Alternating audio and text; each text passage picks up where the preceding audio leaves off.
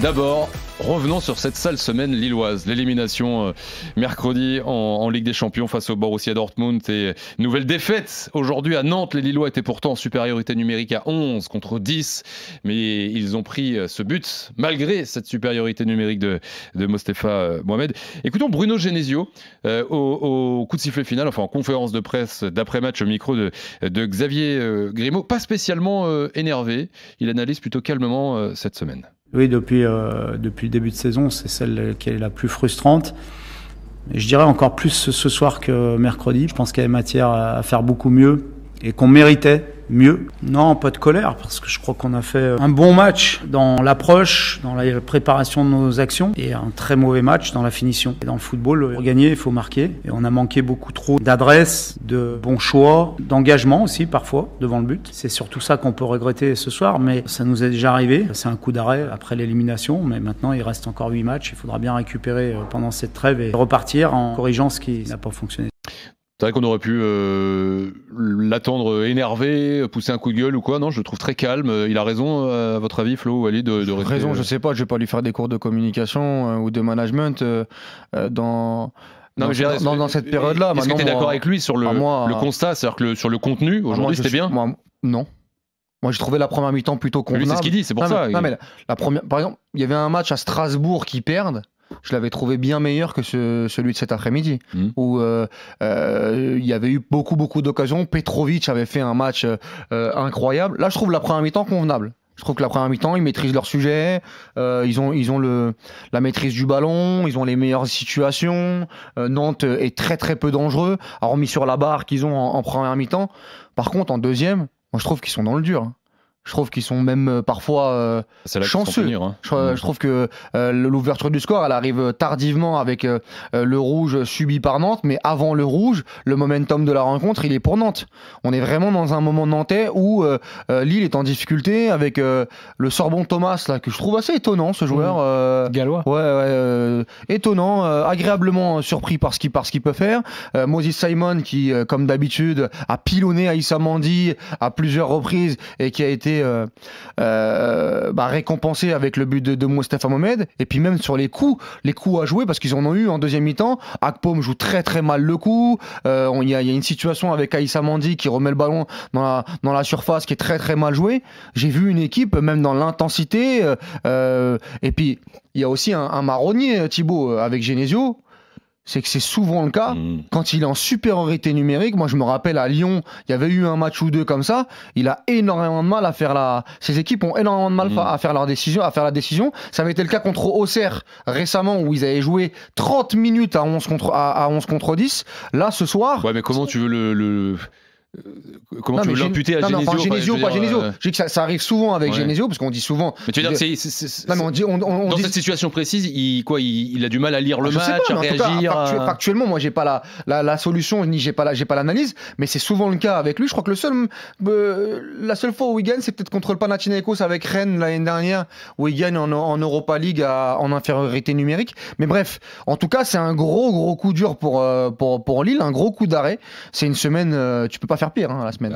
Là, la semaine, ça a fait pchit contre Dortmund, où je trouve qu'ils ont raté complètement leur rendez-vous foot. Et là, contre Nantes, à 11 contre 10 sur les 20 dernières minutes, tu n'arrives pas à prendre au moins un point. Je comprends un peu le calme de Genesio, et moi, je serais plus déçu effectivement de ce qui s'est passé en Coupe d'Europe, où vraiment, quand tu as vu la deuxième période de l'aller et que tu as raté le rendez-vous, effectivement, tu n'as pas été à la hauteur. Tu te dis, c'est ça que tu as raté. Mais qu'est-ce qui se passe aussi avec cette équipe? C'est que depuis le mois d'août, et y compris maintenant, regarde la compo. Lille, tu peux pas te permettre de faire tourner. Donc en pression, ils ont joué 152 matchs. Ils surperforment les mecs, c'est sûr. Physique et mentale. À un moment donné, quand tu arrives, même contre Nantes, et même quand tu as les stats avec toi, la possession et notamment effectivement une bonne première période, c'est vrai qu'il te manque l'efficacité. Si tu marques pas, derrière, tu es dans le dur. Donc je pense que Genesio voit que là, il veut pas tomber sur ces joueurs après une semaine où ils ont pris cher à la fois mentalement et physiquement, en disant derrière on a du lourd, il faut gagner le derby. Et moi je pense, et je l'ai toujours dit, je pense que cette équipe va rebondir, parce que je pense que sur le fond de jeu, les joueurs, c'est une des rares équipes en France, ils savent ce qu'ils doivent faire, ils ont des certitudes, donc je suis pas très inquiet entre guillemets, sauf que là, tu es dans le poste ou pré-Ligue des Champions. Déjà, leur match avant la semaine dernière contre Montpellier, très compliqué. pas bon. Alors un peu gestionnaire. C'était la gestion. Ok, ils gagnent. Mais c'est vrai que moi, j'ai pas trop envie de leur taper dessus parce qu'effectivement, c'est pas normal, mais on comprend pourquoi. La fatigue et la défaite de mercredi, mais c'est vrai que la semaine. Non, mais il y a des explications, Flo, maintenant. Moi, je suis totalement d'accord avec toi sur le fait que ça tire la langue, il n'y a aucun problème là-dessus. Mais si on regarde la séquence, à chaque fois, il y a des explications. Moins pour Dortmund. Oui, mais tu sors contre Dunkerque, on avait dit anomalie statistique, tu mènes 3-0 au tir au but, sur le match, il n'y a rien à dire, ils doivent gagner ce match-là, mais tu le gagnes pas, tu te fais éliminer en Coupe de France. Contre le PSG, la première mi-temps cataclysmique. Allez, c'est le PSG, là ils sont trop forts, c'est avant Dortmund. Genesio a fait une gestion, il a reconnu son erreur, c'est le PSG. Après, derrière, il y a Montpellier, c'est entre les deux matchs, ok, ils gagnent 1-0 timidement, ils font le boulot. Là, c'est après Dortmund. Mais ça fait un moment que Lille, il y a juste... c'est trop dur de gérer là où il m'a impressionné, à ce niveau-là. Là où il m'a impressionné, c'était contre Rennes, là-bas. Où avec une équipe remaniée, ils avaient fait un très bon match.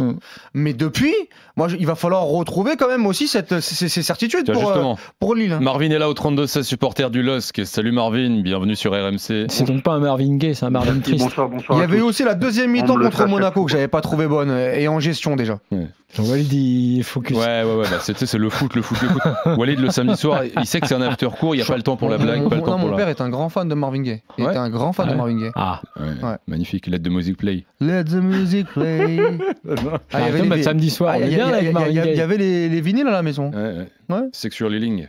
Magnifique. Non, je connais que Let's Music. Celui-là, il est bien. C'est une petite soirée posée avec madame, tu mets ça en fond. Un peu de chocolat. Avec mademoiselle. Pas trop. Marvin, tu es là? Oui. Il est parti, c'est barré. On est parti loin. T'as entendu? À chaque fois que je passe à l'antenne, on me le dit. À chaque fois que je passe à l'antenne, c'est Marvin Gaye ou Marvin Martin. Avec Lille, donc j'ai l'habitude. C'est pas Marvin Gaye ce soir, du coup? Non, mais ça l'est plus depuis même un moment, parce que je suis tout à fait d'accord avec Walid. On est dans la continuité de ce qu'on fait depuis un bon moment. Moi, j'ai envie de dire, j'ai quelques interrogations. C'est déjà, on va partir un peu plus loin, c'est sur le mercato. On apprend que Lille gagne 75 millions avec la qualification en Coupe d'Europe. Tu n'as plus de latéral droit et tu vas chercher un attaquant en prêt. Mandy à droite, moi c'est là où j'en veux aussi à Genesio, je vais remonter après, c'est qu'on a recruté 0 joueur hormis Akpom. On joue une Ligue des Champions, on est encore en Coupe de France et on recrute personne. On va pas me dire qu'il n'y avait pas des joueurs en Ligue 1 qui peuvent venir dépanner sur une rotation. Je pense par exemple à droite, qui ne doit pas coûter cher, celui de Auxerre, joli, que je trouve assez intéressant. On ne peut pas me dire qu'on ne peut pas aller chercher un terrain de Auxerre juste pour, dans une rotation, avoir une équipe convenable. Moi, où là, je vais en venir par contre aussi un autre truc, c'est le préparateur physique. Parce que depuis le début de saison, c'est systématiquement des blessures. J'ai jamais vu une équipe en Ligue 1 qui a autant de blessés depuis le début de la saison. Systématiquement. Et dernier point, je pense qu'on s'est... Alors attention, Genesio fait du bon boulot, mais je pense qu'il s'est fait aussi un peu monter le bourreau avec le Pep Genesio, le Simeone Genesio, le Carlos Genesio.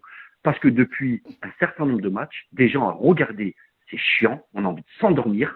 La Ligue des Champions, j'étais passé à l'antenne, j'ai dit, en tant que supporter lillois, c'est pas normal qu'on puisse avoir des regrets à ce stade de la compétition quand on joue le dernier finaliste de la Ligue des Champions. Parce qu'on ne l'a pas joué, parce qu'il fait des choix bizarres. Aujourd'hui, tu as Simon sur ton côté, tu mets Mandy, le joueur le plus lent de ton équipe et l'un des plus mauvais de cette saison. Pourquoi tu mets pas Diakité et tu mets Mandy dans l'axe pour justement avoir un peu plus de vitesse sur ce couloir-là? Mais dans ce cas, Genesio est pris au piège par le mercato, Marvin. Parce que là, tu déshabilles Pierre pour habiller Paul, là, si tu enlèves Diakité dans l'axe. De toute façon, moi, j'avais dit en janvier, je vois pas comment Lille pourra continuer sur cette dynamique-là, tant ils ont surperformé sur les 6 premiers mois. Alors oui, tu as un collectif qui a des certitudes, tu sens qu'il y a des joueurs qui sentent le football, qui arrivent à combiner, à être connectés, et donc tu as un gap de 6, 7 sur 10, souvent en Ligue 1, mais sur la continuité, sur le nombre de matchs, une équipe qui a commencé sa saison en juillet, ça aurait été un exploit d'être dans les 3. Moi, c'est un exploit pour Lille si tu es dans les 3 avec le nombre de matchs et les blessures importantes que tu as eues. Après, il faut quand même juste voir la séquence, fermer cette séquence-là. Et physiquement récupérer et voir que derrière, n'ayant plus la Ligue des Champions, moi je pense que Lille est quand même capable avec cet effectif-là d'aller sur les 8 derniers matchs de le faire. Parce qu'après tu repars avec le derby contre Lens et Lyon dans la foulée. Tu repars très fort juste après la trêve. Ouais, Marvin. Je vais juste jouer un truc, et en plus, c'est parce que je travaille pas loin du domaine de Luchin, et il y a des joueurs qui vont faire leur course. Je peux vous dire que le groupe est très impacté par cette élimination, et le premier, c'est Genesio qui nous l'a clairement dit. Je vous l'assure que c'est pas une... On l'a croisé, il nous a dit, c'est très dur dans la tête. Donc déjà, dans la tête, on le savait. Et puis, on va regarder le championnat. On perd contre qui, généralement, hormis Paris? On perd contre toutes les équipes qui jouent le match. On perd contre toutes les équipes qui jouent bloc bas parce qu'on mais là, tu peux être le grand perdant tu peux être le grand perdant du week-end, hein, Marvin, parce que si Strasbourg gagne contre Toulouse demain. Je trouve qu'on avait été un des bons gagnants la semaine dernière avec la victoire de Montpellier. Oui, mais attention parce que. Et là, en fait, on repère à chaque fois tout. Attention parce que si Strasbourg gagne demain contre Toulouse à la maison et que Lyon tape le Havre demain. T'es 6ème. À un point de Strasbourg. Avec un point d'avance sur Strasbourg. À un point de Strasbourg. Ouais. Donc attention. Et tu joues Lens la semaine prochaine dans un derby. Mais puis, moi, je vais être avec vous. L'année prochaine, on va jouer la compétition européenne, mais avec quoi? Parce que déjà, on va perdre Angel Gomez. Bon, fin de ce début de vie, il est perdu pour le football, ce garçon. David, Zegrova, il va partir. Au minimum, on perd ces trois-là. Quand je regarde le recrutement qu'on fait chaque année, et surtout là, on perd 3 joueurs majeurs pour. Allez, Zegrova, si on arrive à en tirer 20 millions, c'est exceptionnel parce qu'il lui restera qu'un an de contrat, il aurait été blessé toute la deuxième partie de saison. Mais on va recruter comment? On va recruter quoi? Après, il y a parfois des bonnes idées à Lille quand même. C'est très mais on n'a plus comme poste. Non, mais je pense que ce qu'ils ont raté, là. Le mot de la main, Flo, la fin. Le mot de la main. Un penalty. Ça dépend qui est l'arbitre. Oui. Pas Stéphanie Frappard. Non, mais le Lille-Lens, par exemple, pour moi, entre les deux équipes, il y a un gap. Oui, bah oui. Lille est supérieur à Lens, donc un Lille qui se remet à l'endroit mentalement et physiquement dans la semaine. Même le Lens qui a fait un petit hold-up à Marseille la semaine dernière et le Lens qui bat Rennes ce soir. Ok, c'est solide, c'est bien, mais c'est pas génial quand même. Merci Marvin d'avoir été là. À bientôt. Marvin. Et par contre, on a fait une grosse erreur. Hein. Non mais. C'est pas marrant. Non mais c'était fait exprès, t'as plongé quoi. Barry White. Ah oui, c'est Barry White. H. Ah d'accord, c'est Barry White. L'aide de musique lui, c'est Barry White. Évidemment. Mon père vient de m'envoyer un message. Il m'a dit. Il est là, il écoute.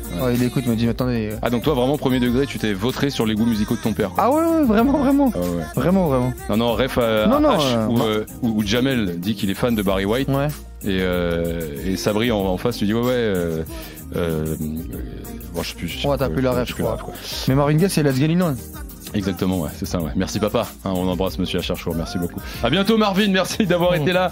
Tiens, un mot de Nantes quand même. 13e, 6 points d'avance sur le Havre. Celle-là, elle fait du bien. Beaucoup de bien. Et c'est peut-être pas celle qui a été cochée en priorité. Bon, quand même, les Nantais, surtout quand on voit ce qu'il y a derrière, ils vont s'en sortir plus facilement que d'autres années cette année. C'est sûr. Et puis il y a des joueurs, encore une fois, on dit toutes les semaines, mais tu as quand même un effectif. Ce que tu disais sur l'adjoint de Comboiré aussi, il y a 2 semaines, et qui a fait du bien, effectivement. Cantari. Parce que c'est vrai que moi, je trouve quand même que c'est un Nantin un peu différent. Alors, qui parfois se laisse toujours un peu dominer, a toujours cette tendance-là, mais non, il y a beaucoup de qualités. Il y a des joueurs, Ablin, Thomas Sorbon, Thomas, pardon, Moses Simon. Même derrière, je trouve que le Saïd Ousso de Strasbourg, là, qui vient de Strasbourg, apporte derrière. Bon, ça se maintient, ça doit se maintenir les doigts dans le nez.